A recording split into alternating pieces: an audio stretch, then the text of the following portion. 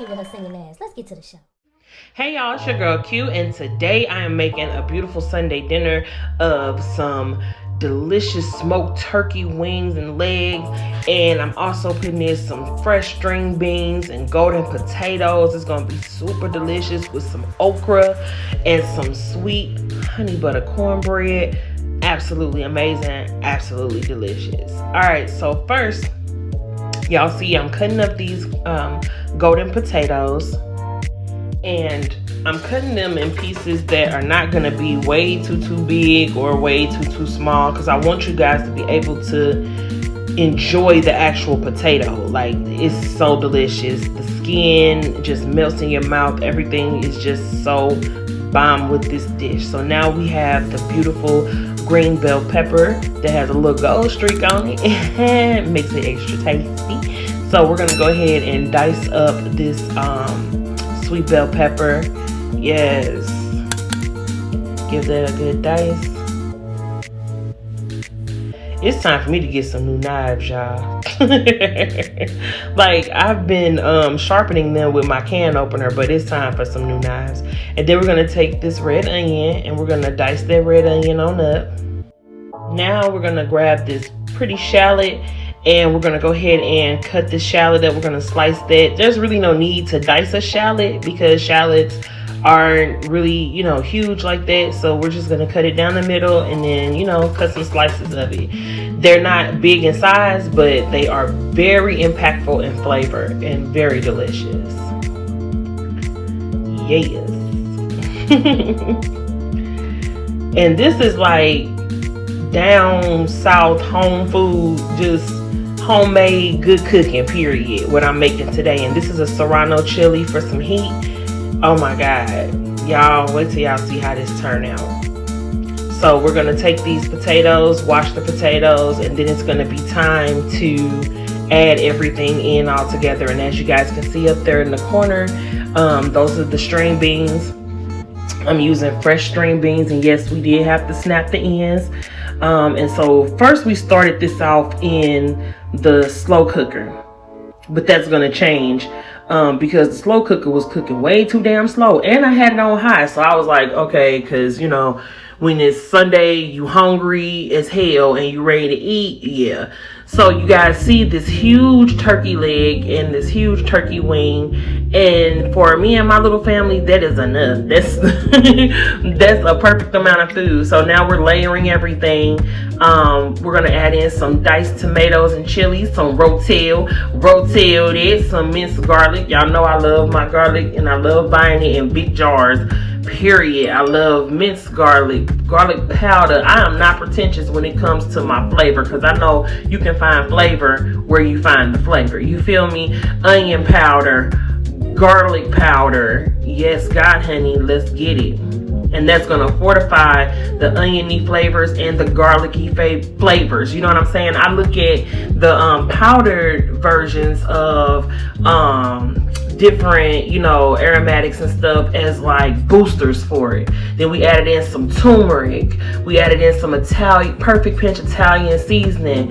Added in some crushed red pepper flake for a little more warmth and heat. You know what I'm saying? We seasoning the food, baby, because we got to season this food. Let's go ahead and get some black pepper in there, because you know how we feel about black pepper. We're going to throw in some paprika. Hey, paprika. We're also going to throw in some Worcestershire sauce, because I can say Worcestershire sauce. We're going to throw in a little bit of thyme, because y'all know I like to put the thyme in, period. We're going to throw in some zesty Italian dressing. Yes, I cooks with it. We're going to throw in some white wine vinegar, you know what I'm saying, and some organic, unfiltered, raw honey. Beautiful. Okay, and that honey always brings through that beautiful balance. Now we're going to cover this with some water, because that water in turn is going to turn all of this beauty into a jus and into a sauce that, well, not a sauce, but a soup, like just delicious. Y'all, it turned out so damn good. And then at the end, I added in some okra. We're adding on some more fresh black pepper, and then we also added in some poultry seasoning. You know what I'm saying? Y'all know how I am about my herbs and things like that. And now it's time to do our first check. Not much has changed, but everything is heating up. As you can see, the pot is hot, but it's not cooking like as fast as I would need it to cook. At this point, it was about an hour in, you know what I'm saying, about an hour into cooking. And you know, the smell, however, is so fragrant. It smells so delicious. At this point, you can smell that smoked turkey. You're beginning to. You smell the seasonings. Now, this is about 4 hours in at this point, and it's taking way too long. So now it's time to transfer everything from the slow cooker into the big blue roaster, and we're gonna put everything into the oven so that it can go ahead and cook, y'all, because I was getting very hungry. Kind of similar to how I'm feeling right now currently at this present moment, because I keep looking at this stuff and I remember how it tasted. Oh my God, child. Woo, that was delicious. Cause you know, you don't have to, and if you notice, y'all, I didn't put salt in this yet. You know what I'm saying? Because, and then I see that, cause this is my first time really baking smoked turkey, if that makes any sense. Like, I always boil it with my greens, or, you know what I'm saying, with a meal like this, I always boil it. Smoked turkey is packed full of a lot of salt because they use a lot of salt to smoke it and stuff like that. It has a high salt content, period. You know what I'm saying? So this is really enough seasoning within those two pieces of meat to season this entire thing. But what I wanted to also do is towards the end, because of the veggies and everything else, I did add a little bit of chicken bouillon, but I added no salt to this whatsoever, and it came out fantastic. It is super flavorful, and I just really enjoyed it. It was just delicious, child. Now let's look at the plate up. All right, look at this big old ass. It's huge. I love it. It looks so delicious. So very delicious. And as you guys can see, the honey butter cornbread looking all delicious and scrumptious, and it was so soft and buttery, y'all. Ridiculous. The honey really just put a beautiful sweetness into that cornbread. Then we got our tender, juicy smoked turkey, y'all. And with smoked turkey, I eat all of it. I eat the skin, I eat the collagen, I eat the connective tissue, except for the really hard tendons. I don't eat those. I put those, you know what I'm saying, we dash them to the side. But these, everything else gets tore down. I'm telling you, outside of the actual bone itself, because ain't nobody gonna be trying to chew through no goddamn turkey leg bone, child. That's crazy. But then the potatoes, the green beans, I mean, everything was just amazing. The okra, and as you guys can see, I cut the okra in big pieces. What I did was I really literally just cut the end off of the okra and then cut it in half. I didn't like chop it up or nothing like that because I wanted to taste my okra. I wanted to feel the texture of it and eat it. I like it a lot. I love me some okra, child. Fried, baked like this, roasted like this with vegetables, boiled, however you gonna get it to me. I love me some okra. And now look at how pillowy soft these beautiful golden potatoes are, full of flavor because we seasoned it properly. Look at that meat, juicy, full of flavor, just packed full of flavor. And like I said, baking it like this made it a lot different as far as flavor wise is concerned, because it didn't draw out a lot of this smoky flavor. Like, it still has a lot of its flavor packed inside of it, that smokiness, that juiciness, and then it's just tender on top of that. Very delicious, very extremely delicious. Child, I'm over here tearing it up. I'm maxed, like we tore it up. And I also cut the okra big too because my children don't like it, which I understand, you know what I'm saying? But because I like it, I still cooked it, but I instructed them, you know, to pull it out. You know what I'm saying? They don't have to eat it if they don't like it. And then I did my best to not even put it on their plate. You know what I'm saying? That's just how I get down. If my kids don't like something, I'm not even gonna put it on your plate. It's not gonna be a worry. You know what I'm saying? Because I'm not gonna feed it to you. But you're still gonna be able to get the benefit of it and the health benefit of the okra, because okra is very healthy and good for your body. Period.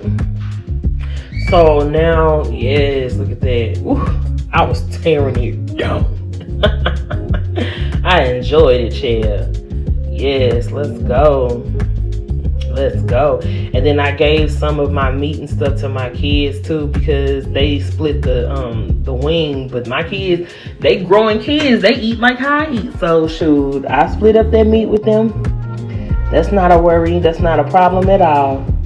Child, I'm over here turning up these string beans. Look at them string beans. Y'all know that stuff look delicious.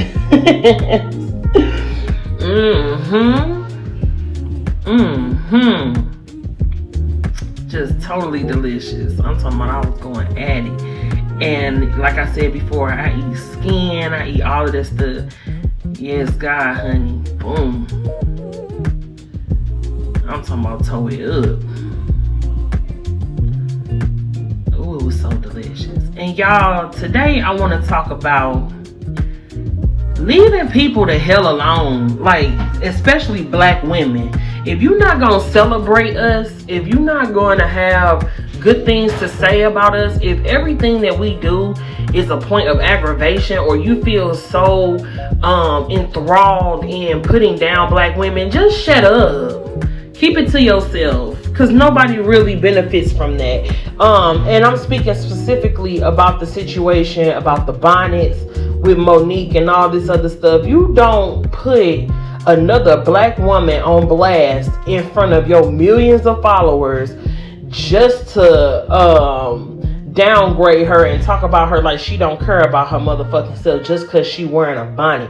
What makes people feel, honestly, that wearing a bonnet equates not caring about yourself? Who came up with these rules? Please and thank you. Because what if, you know what I'm saying, I got my hair done, but I'm just running errands and I don't want outside air on my motherfucking hair? How about that? How about I feel confident enough in myself that I really don't give two shits about somebody saying something about my bonnet on my head? I think this is really silly, and I think it's just a way of generating attention for Monique at this point. Because if you really say that you love people and stuff like that, why do you feel like it's okay to go clean damn out your way to pick at something that's so damn trivial that really is not bothering you like you trying to say it is? And then when people pointed out, well, you don't shave your motherfucking legs. What if people started saying, well, you don't love yourself because you don't shave your legs, because you don't take care of your physical body? You get what I'm saying? But then but that's my prerogative and I should be able to not or to shave if I want, and da da da da da da da. It's toxic feminism is what it is. It's very toxic feminism in bed and hand in hand with respectability politics, as well as misogynoir and misogyny, period. Patriarchal bullshit. Because who is it really bothering? Who are we trying to impress in a certain sense or form? Because if I have enough money to buy my bonnet, if I have enough wherewithal to be able to get to somewhere, if you see me in a grocery store shopping and I'm buying my groceries, or if you see me at the hair shop or something, or getting my nails done, or wherever the fuck I am at with my bonnet on, what does that mean? Or what actually in that signifies that I don't care about myself? I truly feel like people do these things, like I said before, just to cause a lot of discourse and to try to say, oh, but I'm doing this because I love you, because I care. No, a lot of that is just putting people down. Recently, I went through a situation where someone in my life was extremely fat phobic. And they would make all these different comments and, you know what I'm saying, make all these different little jokes and, you know, laugh at me and different shit like that because of my size. You know what I'm saying? But they would try to play it off like, oh no, I really love you. I really care about you and this and that. No, you want to use insecurity or something that you think is an insecurity and try to use that against me when I feel perfectly fine in my own skin and being who I am. Because being fat was an issue for them, they felt it should have been an issue for me too. I'm very skeptical of women who go out their way to put down other black women. I find a problem with that. If you can't speak edification to the soul, like, why is that the thing that makes it seem like I don't care about myself? It's a deeper thing. And I tweeted something and I'm like, You know, because that just seemed like Precious Mama's behavior. I said that, I did say that, and I didn't delete it, and I didn't take it down. And for Tiffany Haddish, boo, I actually was in support of you of a lot of different things. People talk so much shit, talked about you saying that you ghetto, you brought fried chicken to the Met Gala, honey. People were saying that you was every walking stereotype, period. And to see you coming after people is really sickly comical for me. And I'm gonna speak my mind because I feel like it's not right to sit up and cause so much discourse amongst the same people that y'all claim to love so much. Talking about, oh, it's just, oh yeah, y'all see me eating the wingy thing, I'm about to fuck it up. I love this thing. I love the wingy thing. My daughter had gave it to me because she didn't want it. You know what I'm saying? But I tars it up. But anywho, yeah, so it's the same thing that people looking down on you, and you turn around because you got to a certain place and you feel it's okay to look down on women now. That's what we doing. People get to a certain place and say, but it's just about respecting yourself. Well, a lot of the roles that you play shows very little respect for yourself, but you was doing it to, you know what, get a dollar, get to where you going. And a lot of people brought a lot of bullshit towards your way about that. But then you sitting up doxing a black doctor because they didn't agree with something you said on Clubhouse and all this different type of shit that's going on. People really need to learn how to mind and tend their own business. What another woman wears on her head is not my business. Now, if that woman wearing a bonnet, but she turning around and she, you know what I'm saying, disrespects herself in other different ways, because there's other ways of disrespecting yourself. You know what I'm saying? It's other attitudes and mindsets put in place that can cause for a woman to be disrespectful towards herself. Look at Candace Owens. Oh, I'm on y'all ass today, period. Because it doesn't make any sense for people to sit up and treat other black women that way. And then for you to sit up and post that to your Instagram, you know that was foul. To talk so much shit about the same women, the same black women that stood up, that was there, especially when all this stuff was going on and respectability politics didn't work out in your fucking favor. These same women who was standing in the gap in those conversations, but just because they want to wear a fucking bonnet, you want to say that we don't love ourselves. Wow. Wow. Wow. I've had enough of this conversation, child. Food right here was amazing. Absolutely amazing. Period. Which is the exact opposite of this fake ass bonnet in public discourse. I'm out.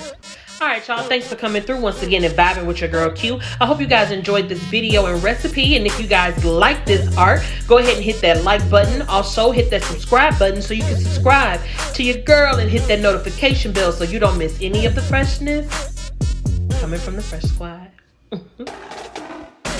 I got